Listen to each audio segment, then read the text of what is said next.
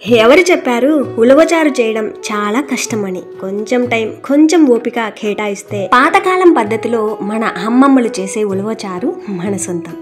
మన తెలుగు వాళ్ళకి ఆవకాయ ఎంత ఇష్టమో ఈ ఉలవచారు కూడా అంతే ఇష్టం. దీని టేస్ట్ అట్లుంటుంది మరి. తినడం ఆపేసి తాగేస్తారు, రుచితో పాటు ఆరోగ్యం.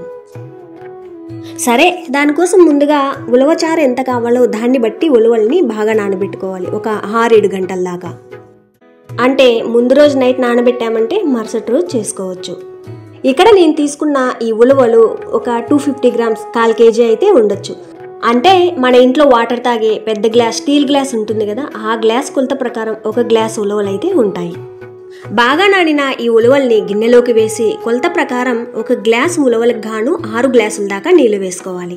నీళ్లు వేయడంలో కూడా కొంచెం చూసుకొని వేసుకోవాలి. నీళ్లు మరీ ఎక్కువ అయితే ఈ ఉలవచారు టేస్ట్ అనేది అంత బాగుండదు.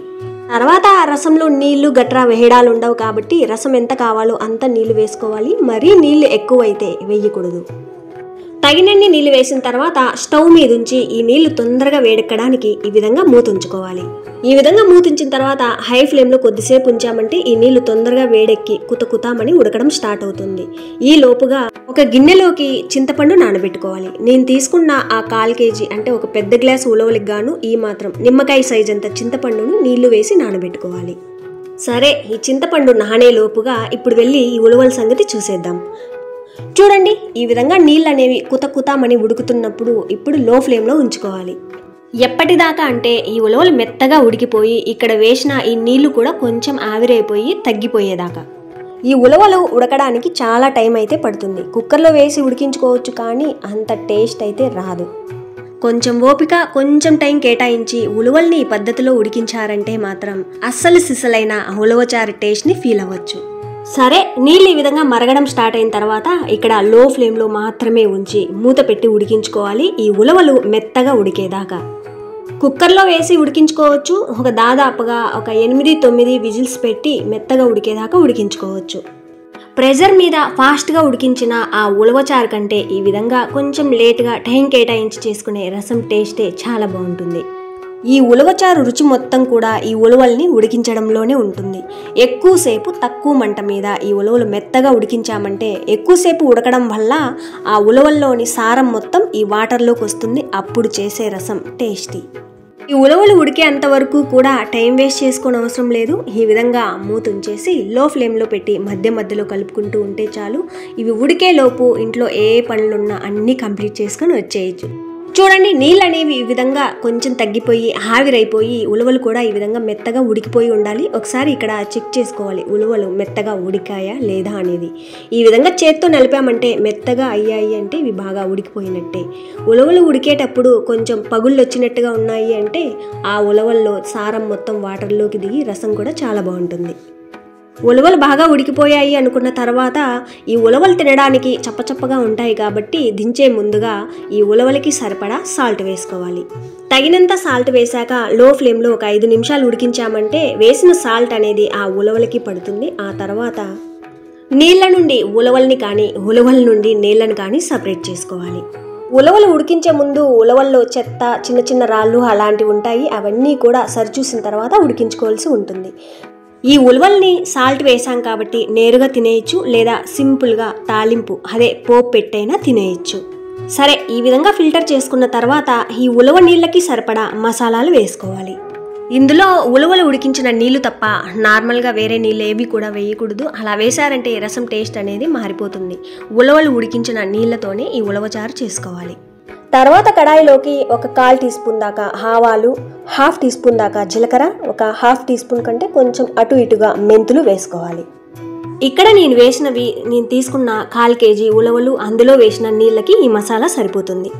తీసుకున్న ఉలవలు అందులో వేసిన నీళ్ళని బట్టి కూడా ఈ మసాలాలు చూసుకొని వేసుకోవాలి.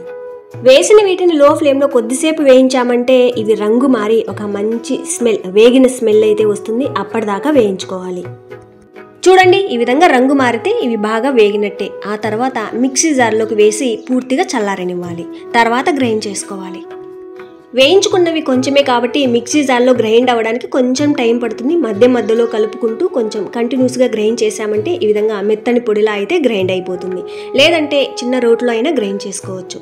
తర్వాత దోసలు వేసే దోసల గెరటతో 1 గెరట దాకా ఉడికించిన ఉలవలు వేసుకోవాలి. ఉలవచారు కొంచెం చిక్కగా ఉండాలి అంటే ఇంకో గెరట దాకా అయినా వేసుకోవచ్చు. అవసరమైతే కొంచెం నీళ్లు వేసుకుంటూ చూడండి ఈ విధంగా మెత్తని పేస్ట్లా గ్రైండ్ చేసుకొని ఇందాక ఫిల్టర్ చేసి పెట్టుకున్నాం కదా, ఈ ఉలవ నీళ్ళల్లో వేసుకోవాలి.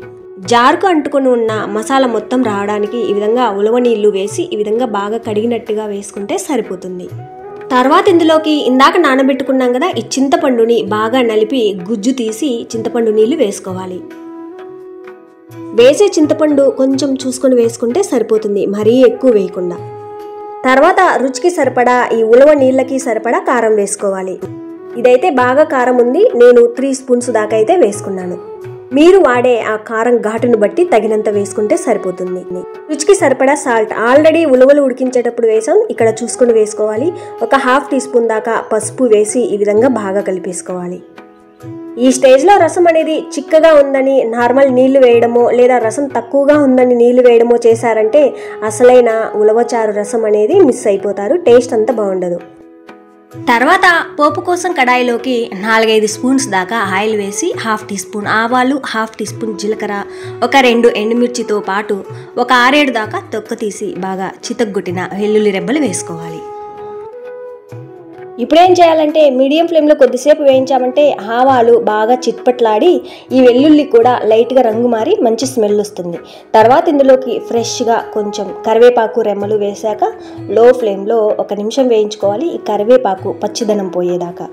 ఈ పోపులో కావాలంటే సన్నగా పొడుగ్గా తరిగిన ఉల్లిపాయ ముక్కలు కూడా వేసుకోవచ్చు.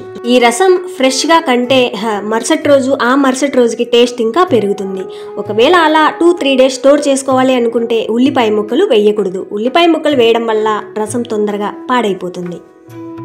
ఈ పోపు మాడిపోకుండా చూసుకోవాలి. చూడండి కరివేపాకు ఈ విధంగా వేగిన తర్వాత ఇందాక రెడీ చేసుకున్నాం కదా ఈ ఉలవచారు నీళ్లు వేసుకోవాలి. వేసిన ఈ ఉలవ నీళ్లు తొందరగా వేడెక్కడానికి కొద్దిసేపు హై ఫ్లేమ్లో ఉంచాలి. ఈ రసంలో గుర్తుంచుకోవాల్సింది ఏంటయ్యా అంటే నేను ఇచ్చే సలహా ఏంటంటే ఉలవలు ఉడకడానికి చాలా టైమే పడుతుంది కాబట్టి రసం చేయడానికి టైం మొత్తం ఈ రసం దగ్గరే వేస్ట్ చేయకుండా పక్కన మిగిలిన వంటలు పనులన్నీ చేసుకుంటూనే ఈ రసం చేయొచ్చు. అప్పుడు సింపుల్గా ఉంటుంది, ఈజీగా ఉంటుంది, పెద్దగా కష్టపడినట్టు కూడా ఉండదు. పోపులో ఈ రసం నీళ్లు వేసిన తర్వాత హై ఫ్లేమ్లో కొద్దిసేపు ఉంచామంటే చూడండి నీళ్ళు ఈ విధంగా మరగడం స్టార్ట్ అవుతుంది. ఆ తర్వాత లో ఫ్లేమ్లో ఉంచుకోవాలి.